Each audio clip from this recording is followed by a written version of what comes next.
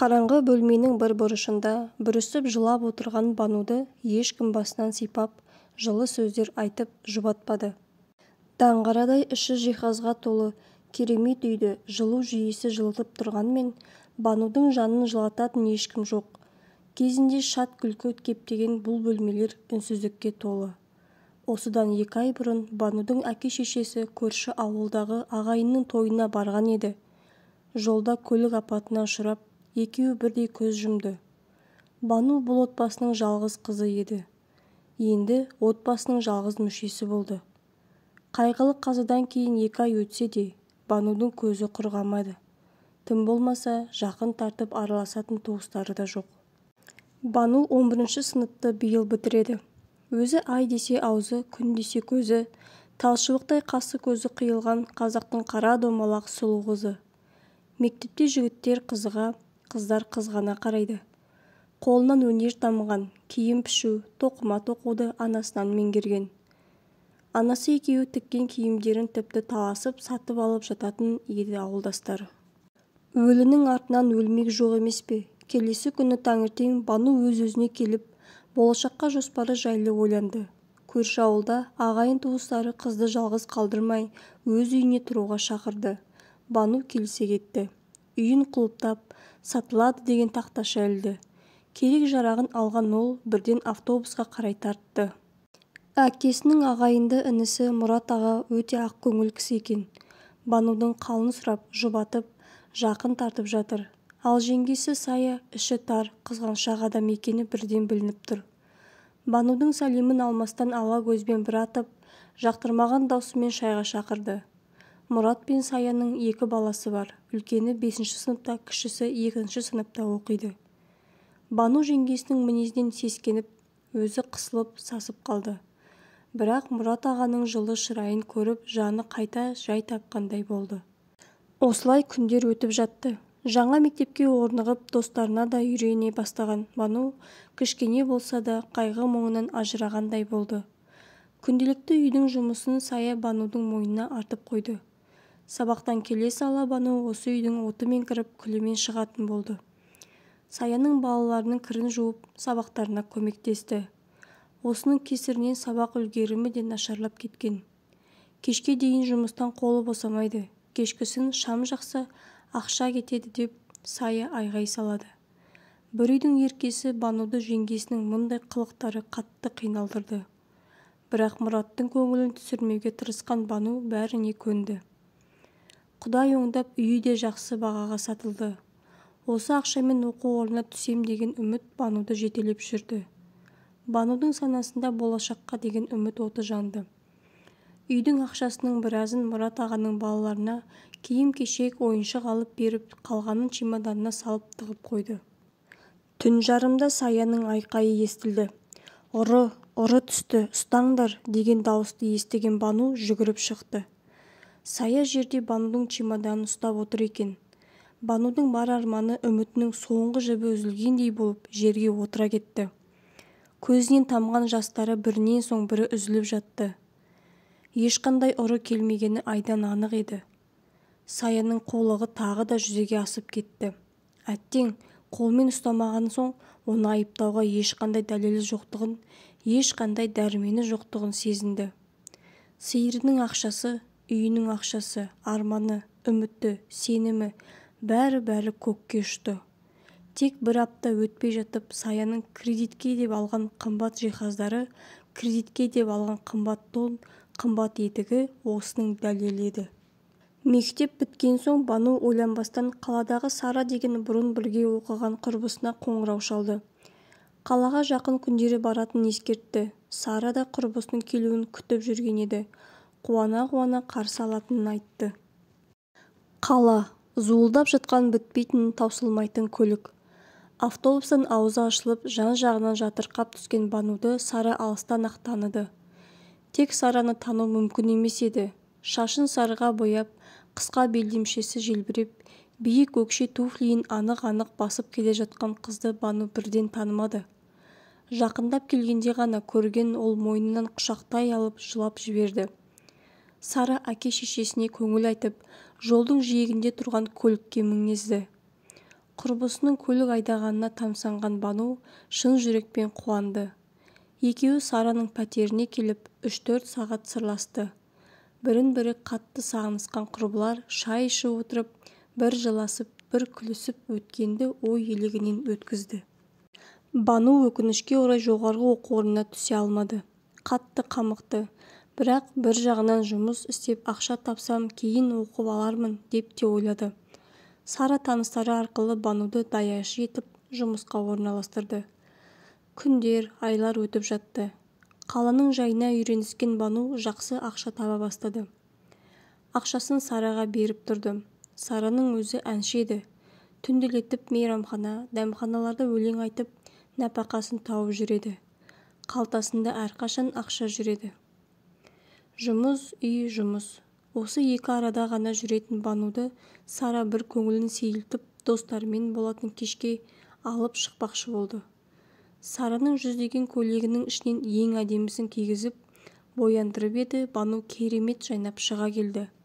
Алғашында келіспей қойған оны құрбысы күштеп үйінен шығарды.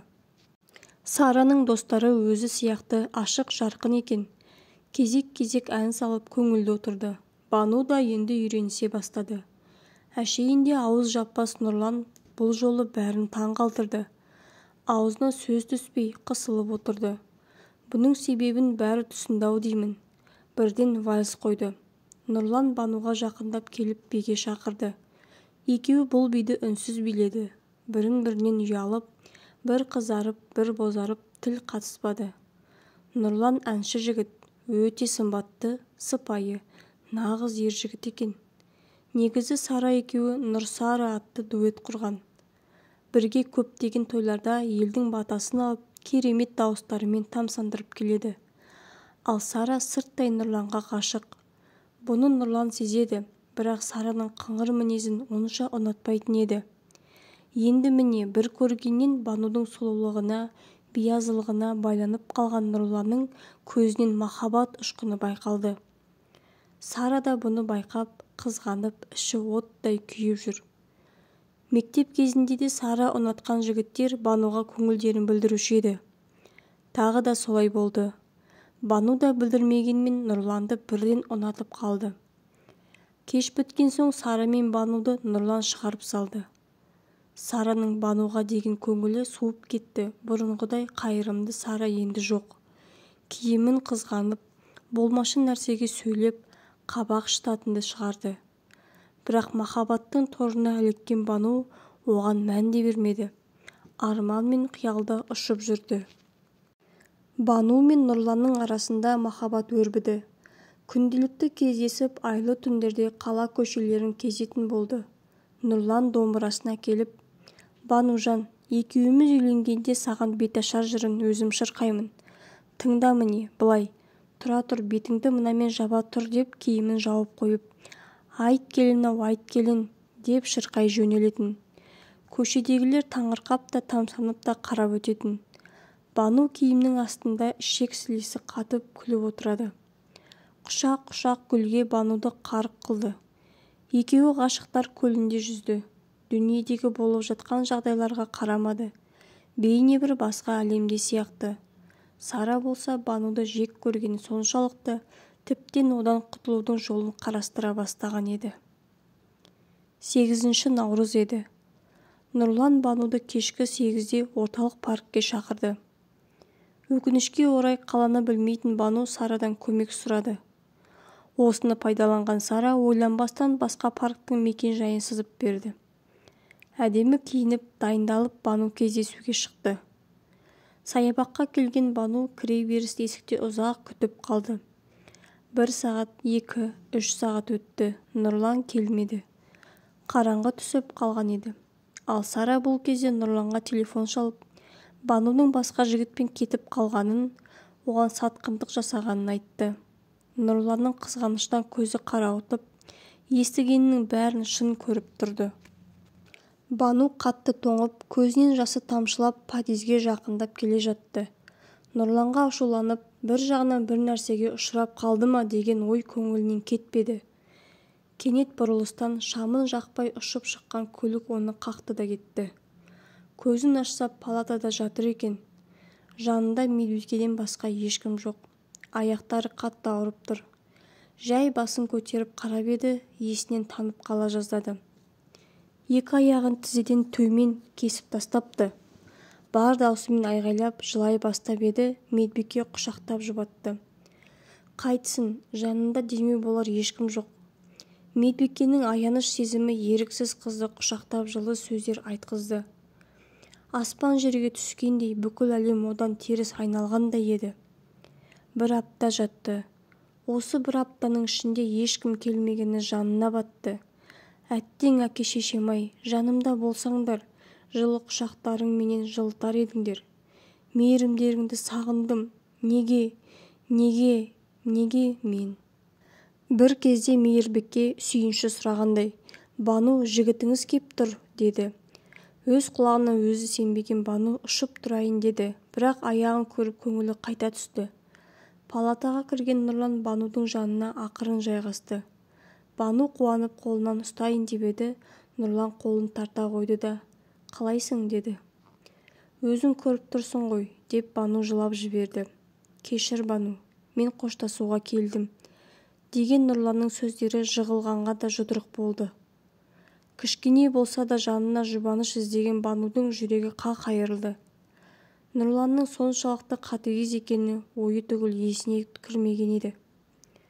Кешір, ата-анама сау келін керек қой, сен де мені түсінші, деді. Бану үн қатпады. Терезеге тесіліп қарап жатты. Көзінің жасын сүртті де, кете бер, бақытты бол, деп нақ жауап берді. Осыны күткендей Нұрлан тұрды да шығып кетті. Бану бұдан соң жыламады. Қайта мұндай сатқыннан дер кезінде құтылғанына тәубе деді. 2 аптада дәрігерлер қыздың жағдайын біліп, мүгедектер арбасын тауып берді. Ауруханадан арбамен шыққан қыз бірден Сараның үйіне тартты. Сара есігін ашты да, ренжіме, Бану, мынау киімдерің, менімен бірге тұра алмайсың. Саған бір адам қарау керек қой, деді кемсітіп. Бану Сарадан осыны күткен еді. Себебі оны Сараның көлігі қаққанын сезген. Киімдерінің арасынан тек керектілерін теріп алайын, көтере алмаспын деп ойлаған Бану, киімдерін ақтарып отырып, анасы екеуі тіккен көйлектерді көріп көңілі босап кетті. Бар ішіндегі жиналған қайғысын көйлекті бетіне басып отырып жылап шығарып алды. Бұны көріп тұрған Сара еш аяушылық танытпады. Қайта Нұрланға қолы жететінін сезініп қуанып тұрды. Тіккен киімдерін Бану орталық базардың алдына жайып қойды. Мүмкін мүгедек тіккен көйлектерді біреу аяп сатып алатын шығар деп ойлады. Негізі осы отырысына өзі қатты қынжылды. Киімдеріне мән беріп жатқанда ешкім жоқ. Бірақ сұлу қыздың бұл отырысы көбісінің көңілін жабырқатты. Кеш те батып қалған. Қалтасындағы азын-аулақ тиынға жақын жерден барып ыстық нан алып келейін деп арбасының дөңгелегін айналдырып кетті.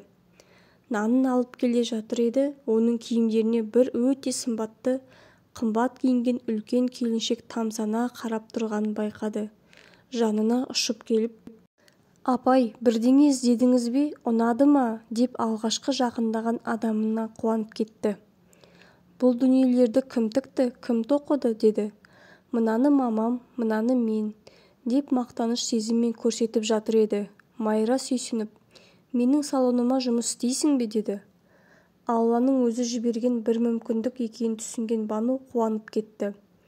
Салоны керемет екен, іші үлкен. Майраның қол астындағы 6 қыз жұмыс жасайды екен. Тек байлар киінетін салон-ау шамасы. Бану бірден тігілген пішілген киімдерді қызықтап кетті. Майра Бануға таза киім беріп, қызды жөніне келтірді. Бірден жалақысын келісіп алды. Бірақ қазір Бану жалақыны ойлап тұрған жоқ. Қалай базарда түнеймін деген қорқыныштан құтылғанына қуанып отыр. Майра өте ақкөңіл, қайырымды келіншек. Жалғыз ұлы бар. Ол шетелде дәрігер болып жұмыс істейді екен. Бануды қызындай көріп кетті. Банудың да қолынан өнер тамып тұр емес пе? Оның тіккен бұйымдарына сұраныс тартып, Майраның ісі оңға басты. Майра ұлы Сәбитті әуежайдан күтіп алды. Жолай болған оқиғаларды Бану жайлы бәрін айтып берді. келе салып Сәбит Банумен танысуға асықты. Себебі өзі дәрігер болған соң әрқашан қол ұшын беруге асығып тұратын. Банудың сұлулығына тәнті болған Сәбит бірден шетелдегі қызметкерлеріне хабарласып, Бануға протез аяқ салдыруға келісті. Бұндай мейірімдікті бұрын-соңды көрмеген Бану бұл кісілерге шексіз риза еді. Бір айдан соң Бану мен Сәбит Израильге ұшты. Ол жақта 3 апта болып қайта Қазақстанға аяқтан еш айырмашылығын көрінбейтін, білінбейтін жасанды аяқпен қайтқан Бану бақытты еді. Бір-біріне бауыр басып қалған екеуі қалай ұнатып қалғандарын да байқамай қалды. Сондықтан Сәбит Бануға үйленуге ұсыныс жасағанда ол ойланбастан келісті. Тойға да аз күн қалды. Тамада таңдап отырған Бану газет бетіндегі Сара мен Нұрланның суреттері көз шалып қалды. Сәбиттің оның еркелігін көтеретінін білген Бану, тойымызға 2 тамада жалдайықшы деп өтінді. Сәбит Банудың айтқанын екі етпейтін. Бану Сара мен Нұрланды және тағы бір тамаданы жалдап қойды. Той да басталды. Керемет көліктен өзі тіккен керемет көйлегімен түскен Бану шын бақыт деді. Мейрамханаға кірерде бетін фатамен жауып алды. Фатаның арғы жағында Нұрлан қолына домбырасын ұстап дайын тұр екен. Жанына келген Банудың бетін ашуға құлшынып, «Айт келін-ау, айт келін» деп сайрай жөнелді. Таныс дауыс, таныс ырғақ. Банудың есіне сол кездер түсті, бірақ өкініш жоқ.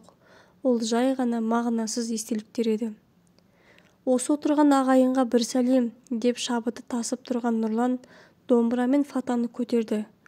Ар жағынан сұлулыққа тұнып тұрған Бануды көргенде суық суды бастан аяқ құйып жібергендей сезінді. Өкініш өзегін өртеп, бозарып, қатты қынжылды. Сарада құрбысының қандай дәрежеге жеткенін байқап, аузы ашылып тұрып қалды. Оның қолынан жұлқып ұстаған Нұрлан киініп сыртқа шығып кетті. Ол кезде Сәбит пен Бану бақыт вальсында айналып жатқан еді. Дүние кезек, бәрі өткінші. Тек үмітіңді үзбесең болғаны.